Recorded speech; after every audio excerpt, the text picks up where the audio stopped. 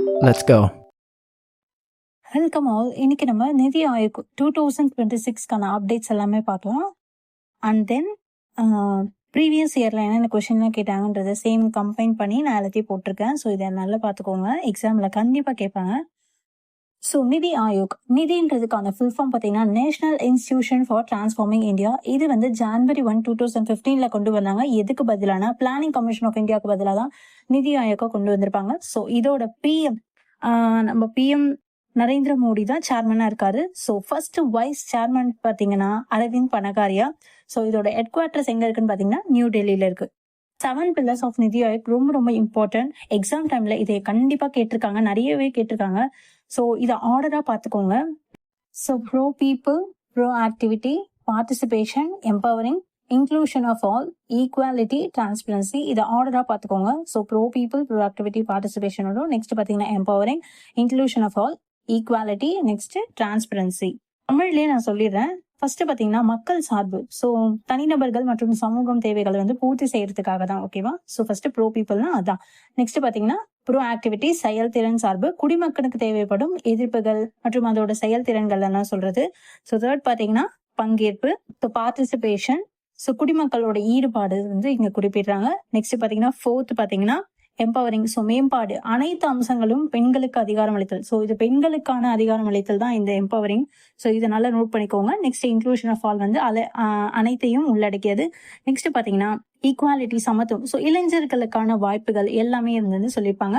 So next transparency, வெளிப்பாடு தன்மை வந்து அரசாங்கத்தோட பொறுப்பான பார்வையை வந்து இங்க வந்து சொல்லியிருக்காங்க. நாங்க வந்து வெளிப்படையா வந்து பண்றோம் அந்த மாதிரி.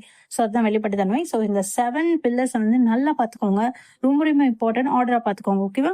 அண்ட் தென் நிதி ஆயோக் வந்து சில இண்டெக்ஸ் எல்லாமே வெளியிடுறாங்க. அது என்னென்ன இண்டெக்ஸ்ன்றது நல்லா பாத்துக்கோங்க.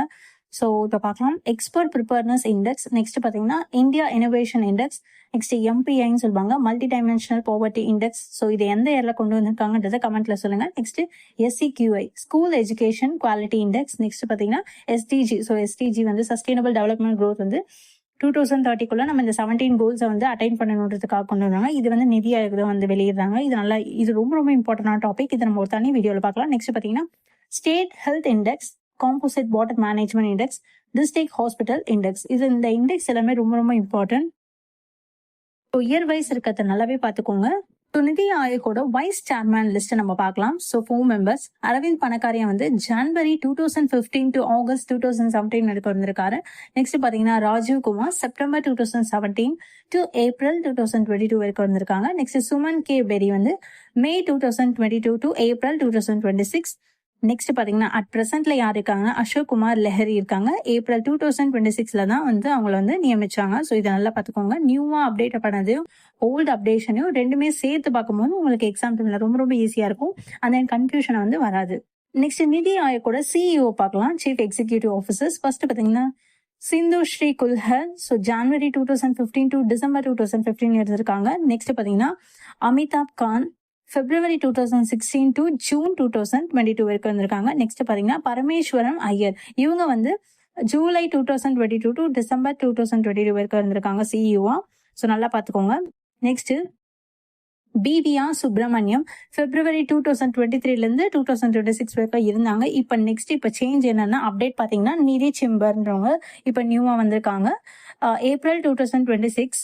ஸோ நிதி ஆயோக்கோட ஃபங்க்ஷன் ரொம்ப ரொம்ப இம்பார்ட்டன்ட். இதுவும் நல்லா பார்த்துக்கோங்க, என்னென்ன ஃபங்க்ஷன்லாம் இருக்கு அப்படின்றது.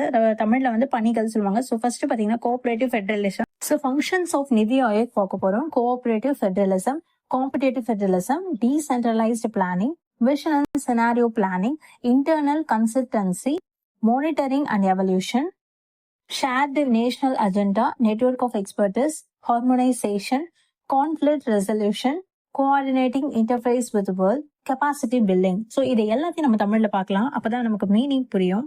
ஸோ கூட்டுறவு மற்றும் போட்டி அடிப்படையிலான கூட்டாட்சி, மாநிலங்கள் நாட்டின் கொள்கை வடிவமைப்பதில் துடிப்புடன் பங்கெடுக்க தேவையானவற்றை செய்வதா இந்த cooperative federalism and competitive federalism. So next பாத்தீங்கன்னா நாட்டின் நிகழ்வுகளின் மாநிலங்களை பங்கெடுக்க வைப்பது. ஸோ இது டைட்டில் பார்த்தாலே நமக்கு தெரிஞ்சிருக்கும்.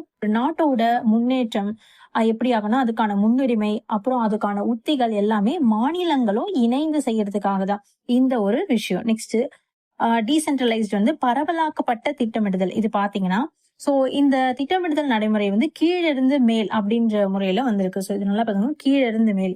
நெக்ஸ்ட் பாத்தீங்கன்னா தொலைநோக்கு மற்றும் காட்சி திட்டமிடுதல்.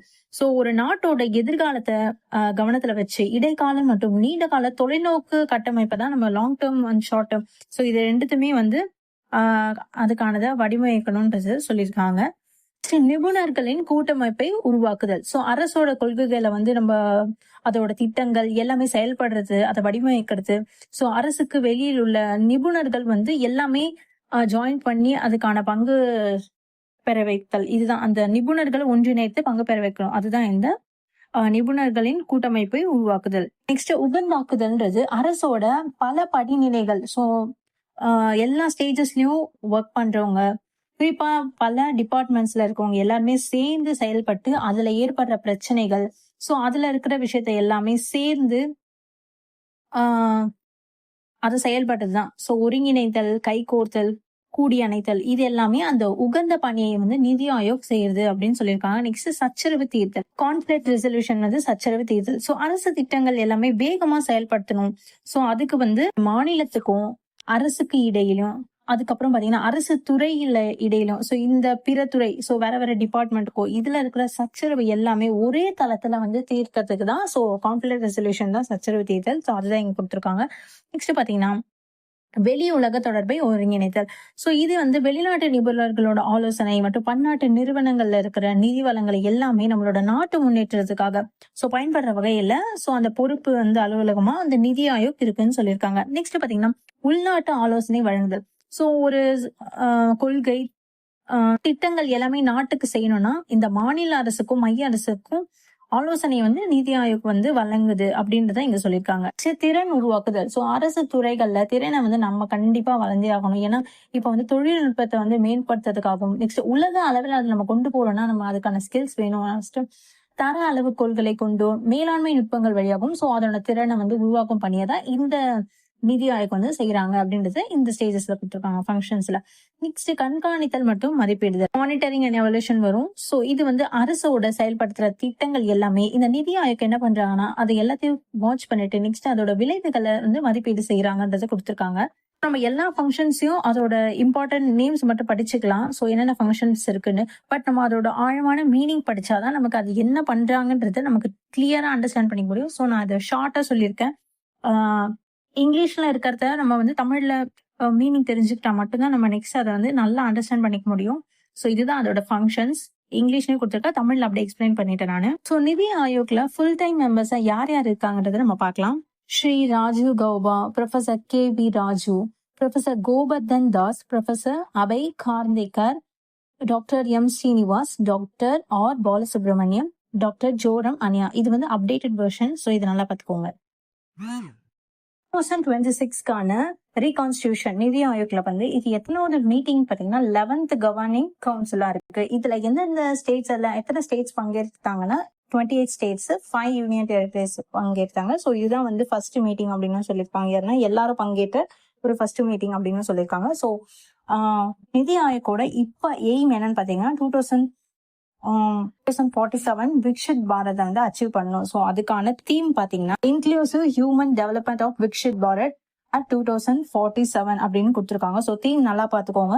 இப்ப அப்டேட் பண்ண தீம் நல்லா பாத்துக்கோங்க. ஏன்னா ஒவ்வொரு வருஷமும் தீமும் வந்து கேட்டுட்டு போறாங்க. ஸோ எல்லாத்தையும் பாத்துக்கோங்க. முக்கியமா எந்தெந்த விஷயங்களை பத்தி ஆலோசனை பண்ணிருக்காங்க, எதை பத்தி பேசிருக்காங்கன்றது பார்க்கலாம். லக்பதி தீதீஸ்ன்றது ஆண்டர்பிரனர்ஸை உருவாக்குறது. ஸோ இது வந்து 3 crore இருந்து 6 crore வரைக்கும் 3 crore இருந்து 6 crores வந்து உயர்த்தணும் அப்படின்னு சொல்லியிருக்காங்க. நெக்ஸ்ட் பாத்தீங்கன்னா விமன் சேஃப்டியை பத்தி சொல்லியிருக்காங்க. ஸோ அவங்களுக்கான பாதுகாப்பான சூழ்நிலை உருவாக்க வேண்டும் அப்படின்னு சொல்லியிருக்காங்க. நெக்ஸ்ட் நாரி சக்தியை பத்தி பேசியிருக்காங்க. இது ரொம்ப ரொம்ப இம்பார்ட்டன்ட் ஆனது. ஸோ இதை நல்லா பாத்துக்கோங்க. அதுல வந்து கவனம் செலுத்தணும்ன்றது சொல்லியிருக்காங்க.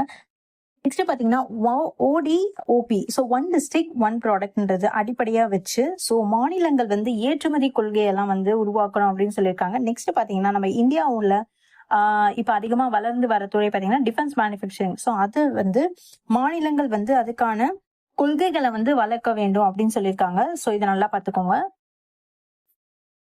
நெக்ஸ்ட் பாத்தீங்கன்னா ஏஐ பத்தி சொல்லியிருக்காங்க. ஸோ ஏஐல வந்து வேலை வாய்ப்பு மற்றும் பொருளாதார வளர்ச்சிக்கான வாய்ப்பாக மாநிலங்கள் வந்து கருதணும். ஸோ அதனால வந்து ஏஐக்கான ஸ்கில்ஸை வந்து டெவலப் பண்ணணும். ஸோ மக்களுக்கு வந்து இந்த மாதிரி டெவலப் பண்ணா மட்டும்தான் நம்ம அதுக்கான முதலீடுகளையும் நம்ம ஈர்க்க முடியும். ஸோ ஏஐ டிபார்ட்மெண்ட்ல அப்படின்னும் சொல்லியிருக்காங்க. நெக்ஸ்ட் பாத்தீங்கன்னா எல்லினோ பத்தி சொல்லியிருக்காங்க. எல்லினோட தாக்கத்தை வந்து குறித்து சொல்லியிருக்காங்க. நெக்ஸ்ட் பாத்தீங்கன்னா வாட்டர் சேவிங். ஸோ நீரை வந்து நம்ம கடுமையா சேமிக்கணும் அப்படின்னு வந்து நம்ம அதை வந்து ஃபாலோ பண்ணணும். அதை வந்து பயங்கரமா சொல்லியிருக்காங்க. நெக்ஸ்ட் பாத்தீங்கன்னா அக்ரிகல்ச்சர் பத்தி சொல்லியிருக்காங்க.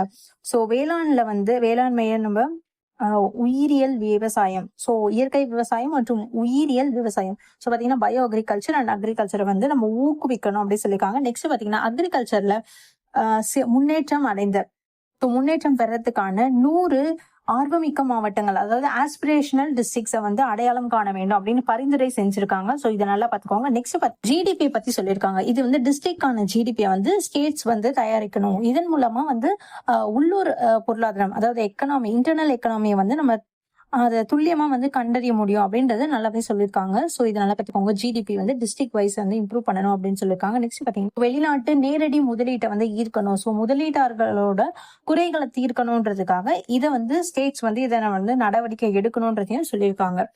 ஸோ இது ரொம்ப ரொம்ப இம்பார்ட்டன்டான பாயிண்ட்ஸ். இது வந்து எக்ஸாம் டைம்ல நமக்கு ஏதாவது கேட்டாலும் நமக்கு ஞாபகம் இருக்கணும். ஸோ அதனால நான் ஷார்ட்டா வந்து அதோட டைட்டில் மட்டும் வச்சு சொல்லிட்டு இருக்கேன். ஸோ இதை நல்லா பார்த்துக்கோங்க.